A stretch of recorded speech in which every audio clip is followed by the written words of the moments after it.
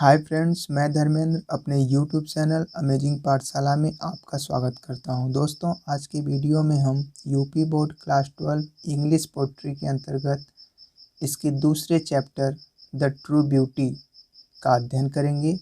दोस्तों, इस चैप्टर के कवि थॉमस कैर्यू हैं। दोस्तों, द ट्रू ब्यूटी का शाब्दिक अर्थ वास्तविक सौंदर्य या सच्ची सुंदरता होता है।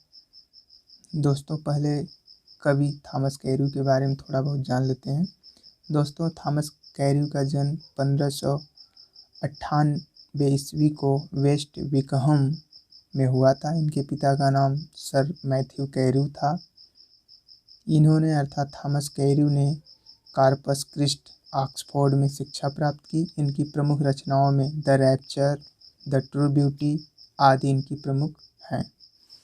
दोस्तों, इस अध्याय में कविवर थॉमस कैर्यू ने वास्तविक सौंदर्य का वर्णन किया है। इसमें इन्होंने दो प्रकार की सुंदरताओं, एक शारीरिक सुंदरता और एक आध्यात्मिक अर्थात मन की सुंदरता का वर्णन किया है।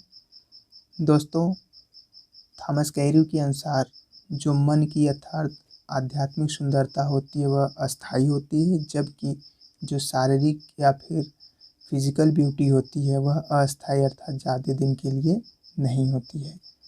दोस्तों, थॉमस कैर्यू वास्तविक सुंदरता का वर्णन करते हुए कहते हैं कि वास्तविक सौंदर्य व्यक्ति के चरित्र में निहित होता है। सच्चा सौंदर्य प्रेम और निष्ठा में निहित है। शारीरिक सौंदर्य से इसका कोई संबंध नहीं है। समय बीतने के साथ साथ शारीरिक सौंदर्य समाप्त हो जाता है अर्थात उसका आकर्षण कम हो जाता है। शारीरिक सौंदर्य पर आधारित प्रेम अल्पकालिक होता है अर्थात यह अस्थायी नहीं होता है, जबकि इसके विपरीत आध्यात्मिक प्रेम चरित्र की पवित्रता और निष्ठा पर आधारित होता है। सच्ची सुंदरता के लिए या अस्थायी प्रेम के लिए अच्छे विचार, शांत भावनाएं एवं दृढ़ता आवश्यक होता है। आइए दोस्तों, आज की वीडियो को स्टार्ट करते हैं।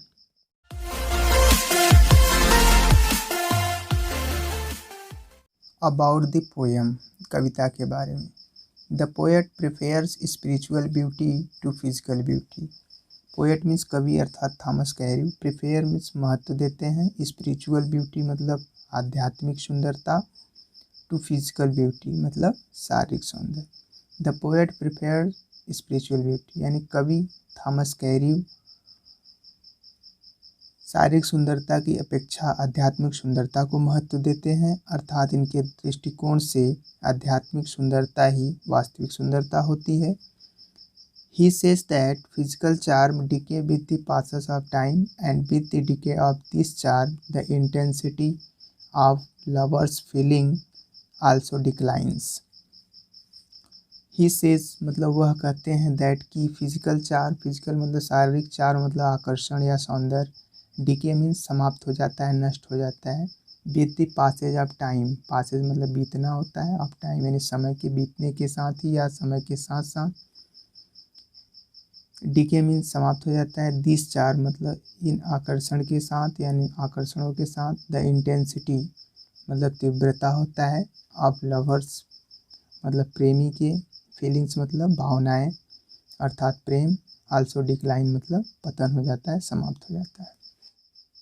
ही सेज दैट वह अर्थात थॉमस कैर्यू कहते हैं कि शारीरिक सौंदर्य समय बीतने के साथ ही समाप्त हो जाता है। And with the decay of this charm और इस आकर्षण के समाप्त होते ही the intensity of lovers feeling और एक प्रेमी के भावनाएं भी समाप्त हो जाती हैं अर्थात उसका प्रेम अपनी प्रेमिका के प्रति कम हो जाता है। But spiritual beauty never dies. But means लेकिन, स्पिरिचुअल मतलब आध्यात्मिक, ब्यूटी मीन्स सौंदर्य या सुंदरता, नेवर मतलब कभी नहीं, डाइज मतलब मरना अर्थात समाप्त होना। बट स्पिरिचुअल ब्यूटी लेकिन आध्यात्मिक सौंदर्य कभी भी समाप्त नहीं होता है अर्थात वो बना रहता है। The poet therefore glorifies the beauty of mind and soul which is true beauty and ignore physical charm if it is devoid of virtue. Therefore means इसलिए, ग्लोरीफाइज मतलब गुणगान करना, महत्व देना, ब्यूटी ऑफ माइंड मतलब मन की सुंदरता, सॉल मीन्स आत्मा, विच मतलब जो, ट्रू ब्यूटी मतलब वास्तविक सौंदर्य, इग्नोर मीन्स उपेक्षा करना अर्थात महत्वहीन समझना, फिजिकल मतलब शारीरिक, चार मतलब आकर्षण होता है, डिवॉइड मतलब खाली अथवा रहित, वर्च्यू मतलब गुण या विशेषता। The poet therefore glorify, इसलिए कवि थॉमस कैर्यू मन और आत्मा की सुंदरता का बखान करते हैं या गुणगान करते हैं, जो वास्तविक सौंदर्य है अर्थात अस्थायी सौंदर्य है, and ignore the physical charm, और वह शारीरिक आकर्षण या शारीरिक सुंदरता की उपेक्षा करते हैं अर्थात उसको महत्वहीन समझते हैं यदि उसमें कोई गुण न हो अर्थात गुणहीन हो। He that loves a rosy cheek or a coral lip admires, or from star-like eyes doth seek fuel to maintain his fire. As old time makes this decay, so his flames must waste away. He मतलब वह अर्थात व्यक्ति या फिर प्रेमी, that means जो, loves means प्रेम करता है, ए रोजी चिक मतलब गुलाबी गाल, आर मीन्स या अथवा होता है, कोरल लिप मतलब मूंगे जैसे लाल होठ, एडमायर मीन्स प्रशंसा करता है, स्टार लाइक मतलब सितारों जैसी चमकीली, आइज मतलब आँखें, डथ मतलब डच अर्थात करता है, शिक मतलब खोजना या कोशिश करता है, फ्यूल मतलब ईंधन या प्रेरणा लेना होता है, मेंटेन मीन्स बनाए रखना, हिज फायर्स मतलब अपनी अग्नि को अर्थात अपने प्रेम को, एज ओल्ड टाइम मीन्स बुढ़ापा, मैक्स मतलब कर देता है अर्थात बना देता है, दीज टीके, दीज मतलब इन सबको, डीके मतलब समाप्त करना या नष्ट करना, सो मीन्स इसलिए, हिज फ्लेम्स मतलब उसकी ज्वाला अर्थात उसका प्रेम, मस्ट वेस्ट अवे मतलब समाप्त हो जाता है, नष्ट हो जाता है।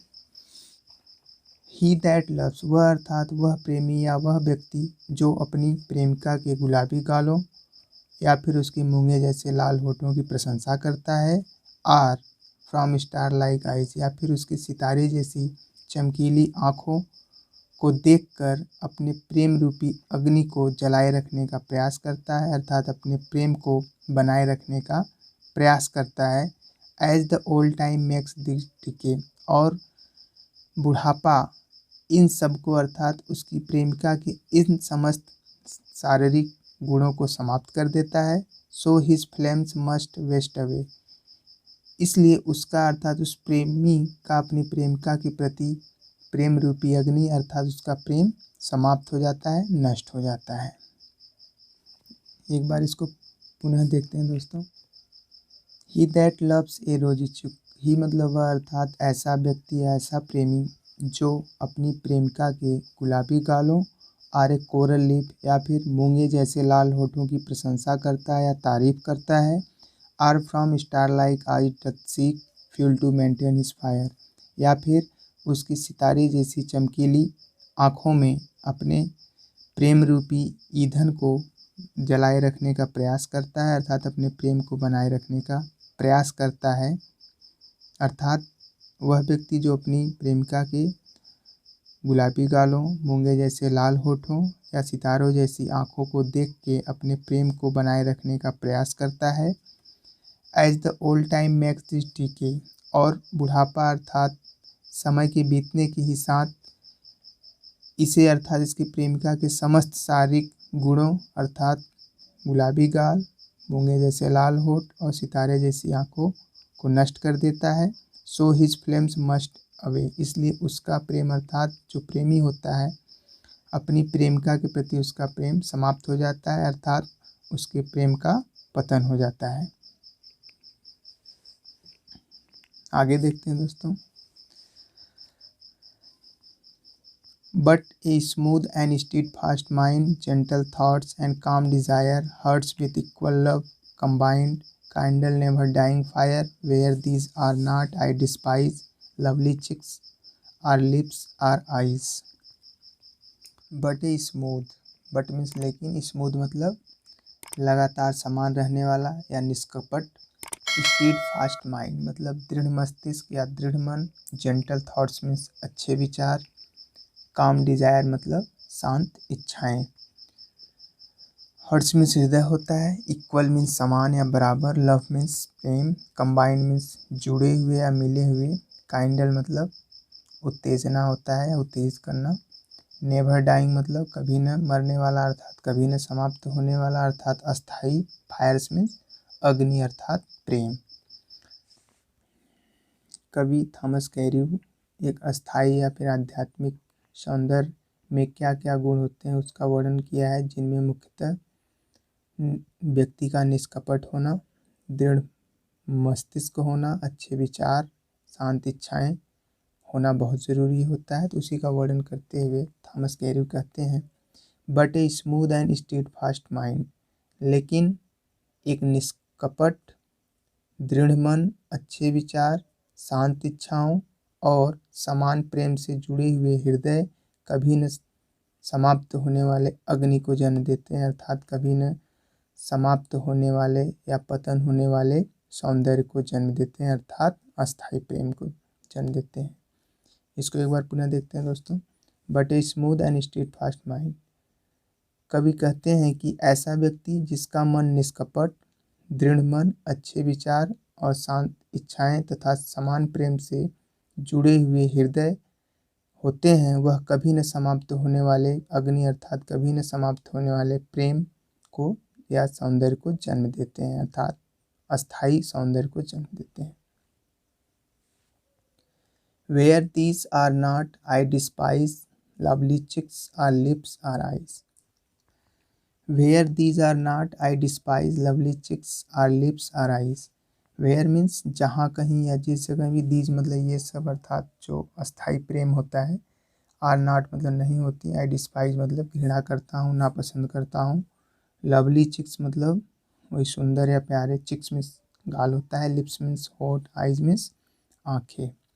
तो वेयर दीज आर नॉट, कविवर थॉमस कैर्यू कहते हैं वेयर दीज आर नॉट, जहाँ कहीं भी ये अर्थात अस्थाई प्रेम अर्थात निष्कपट, दृढ़ मन, अच्छे विचार और शांत इच्छाएं नहीं होती हैं अर्थात जहाँ अस्थाई प्रेम नहीं होता है।